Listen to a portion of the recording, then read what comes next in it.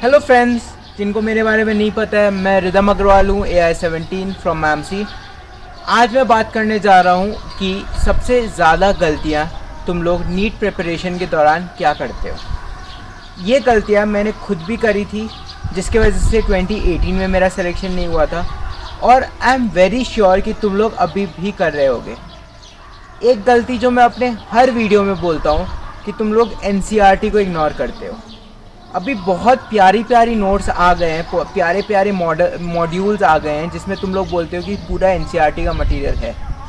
लेकिन यार, जब तुम लोग NCERT बस पढ़ते हो ना, तो उससे जो इम्पैक्ट पड़ेगा तुम्हारे ब्रेन में, जितना तुम्हें याद रहेगा, वो कहीं से भी मॉड्यूल से पढ़ के नहीं होगा। NCERT की लाइनें ट्विस्ट करके आती है। तुम लोग अगर नीट का पेपर नहीं देखे हो तो अभी देख लेना। बहुत उठा के सीधी लाइनें उठा के आती है, तो उनको देखा करो। सबसे ज़्यादा इम्पॉर्टेंट है NCERT में होल्ड लाना। मैं अपनी प्रिपरेशन में 11-12 में NCERT नहीं पढ़ता था, इसके वजह से मेरा सिलेक्शन नहीं हुआ। दूसरी बात, प्रोक्रेस्टिनेशन। मैं आज पढ़ता हूँ तो बोलता हूँ कि यार कल पढ़ लूँगा ये टॉपिक, आज मन नहीं कर रहा। फिज़िक्स प्रैक्टिस करने का आज मन नहीं कर रहा। बायो की NCERT रीड करने का आज मन नहीं कर रहा, कल पढ़ लूँगा। ये गलती मैं रोज़ करता था। आज नहीं कल, कल नहीं कल, परसों नहीं तरसों, और लास्ट में एग्ज़ाम डे से पहले आखिरी दिन मैं सब कुछ एक ही साथ में पढ़ता था। इससे क्या होता था, मेरा एग्ज़ाम्स जो हम लोग कोचिंग के लिए पढ़ते हैं वो हमारा प्रिपरेशन को इम्प्रूव करने के लिए होता है, ना कि हमें मार्क्स लाने के लिए। तो सबसे मेन गलती हम लोग क्या करते थे कि हम लोग जल्दी पढ़ के एक शॉर्ट टर्म मेमोरी बना लेते थे एग्ज़ाम से रिलेटेड। तो ज़्यादा फ़ायदा नहीं होता था हम लोगों को उस चैप्टर को पढ़ के। लेकिन अगर मैं डेली जिस हिसाब से मैं गोल सेट कर रखा हूँ, जो मुझे पढ़ना है, मैं उसको बिना प्रोक्रेस्टिनेट करे, नहीं आज मुझे पढ़ना है, मैं उसे पढ़ूँगा, तो मुझे बहुत ज़्यादा फ़ायदा होगा, बिलीव मी गाइस। तो दूसरी गलती क्या करोगे, तुम लोग प्रोक्रेस्टिनेट नहीं करोगे, ठीक है। तीसरी गलती, तुम्हारा सिलेक्शन बचाने के लिए तुम लोग दूसरों को ब्लेम नहीं करोगे। यार, ये ब्लेम गेम बहुत गलत है। कभी तुम लोग बोल दोगे यार मैं बीमार पड़ गया था इसलिए मैं नहीं पढ़ पाया। कभी तुम लोग बोलोगे मेरे दोस्तों ने मुझे बुला लिया इसलिए मैं नहीं पढ़ पाया। कभी तुम लोग बोलोगे कि यार मुझे कॉन्सेप्ट नहीं समझ में आ रहा, मैं क्वेश्चंस नहीं कर पा रहा हूँ इसलिए मैं छोड़ दूँ, मुझे मन नहीं कर रहा। जब तक तुम लोगों के पास नेवर गिव अप वाला एटीट्यूड नहीं रहेगा ना, तब तक तुम लोग नहीं कर पाओगे। ये याद रखना। ये नेवर गिव अप वाला एटीट्यूड मेरे पास ड्रॉप ईयर में आया था, 11-12 में नहीं था। इसकी वजह से मेरे बायो में बस 220 मार्क्स रहे थे 2018 में। मैं NCERT पढ़ना ही नहीं चाहता था, क्योंकि मेरे पास एक ही बहाना रहता था कि मुझे NCERT समझ में नहीं आती थी। लेकिन ड्रॉप ईयर में मैंने क्या किया, फिर ड्रॉप ईयर में मैंने NCERT को बार बार पढ़ा, छोड़ा ही नहीं NCERT का सहारा। लास्ट में जो टॉपिक समझ में भी नहीं आए ना, वो टॉपिक्स मैंने रट डाले।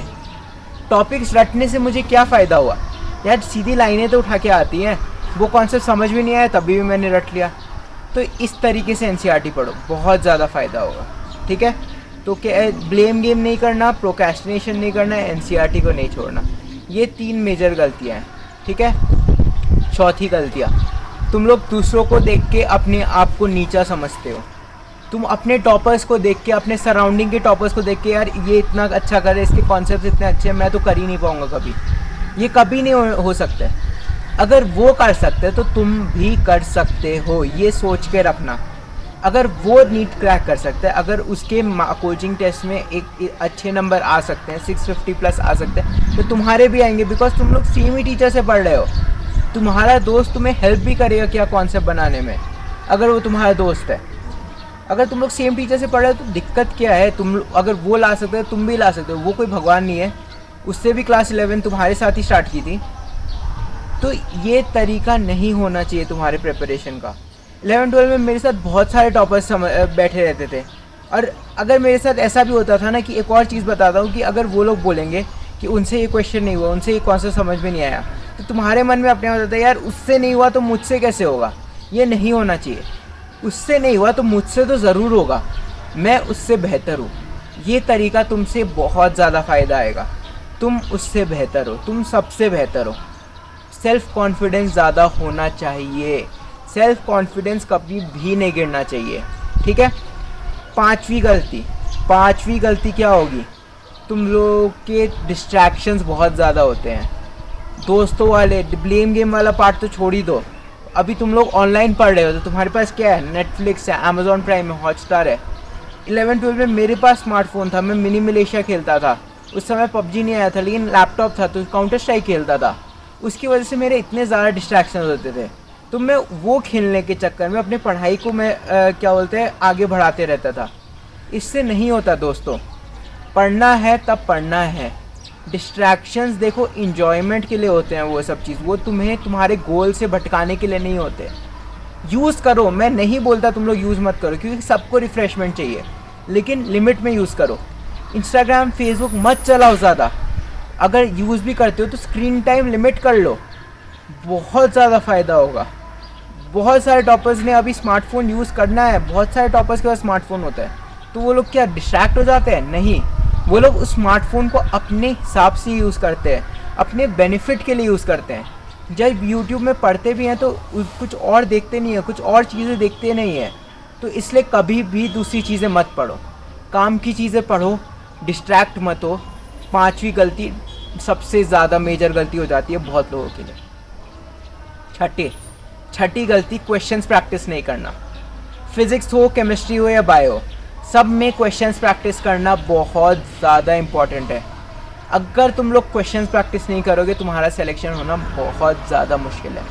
हम लोगों का क्या आदत है, हम लोग MBBS स्टूडेंट है और हमें मन करते तो हम लोग बस बायो की थ्योरी पढ़ते रह जाते हैं, फिज़िक्स की थ्योरी पढ़ते रह जाते हैं, केमिस्ट्री की थ्योरी पढ़ते रह जाते हैं।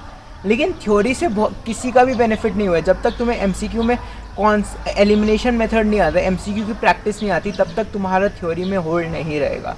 इसलिए थ्योरी कंटिन्यूसली मतलब MCQ कंटिन्यूसली प्रैक्टिस करना ज़रूरी है। मैंने इंडिविजुअल वीडियो बनाए हैं फिज़िक्स, केमिस्ट्री, बायोलॉजी के, देख लेना, ठीक है। अगर तुम्हें ये चैनल पसंद आ गया, अभी तक मेरे टिप्स पसंद आए तो सब्सक्राइब करना, मैं ऐसे बहुत सारे टिप्स डालूँगा, ठीक है गाइस। बेस्ट ऑफ लक यार, नीट अच्छे से देना, नीट के लिए प्रिपरेशन करना, और अगर कुछ भी हेल्प चाहिए तो मैं यहाँ बैठा हूँ, कोई भी टॉपिक की वीडियो बनानी है तो मैं यहाँ बैठा हूँ, ठीक है। बेस्ट ऑफ लक यार, बाय।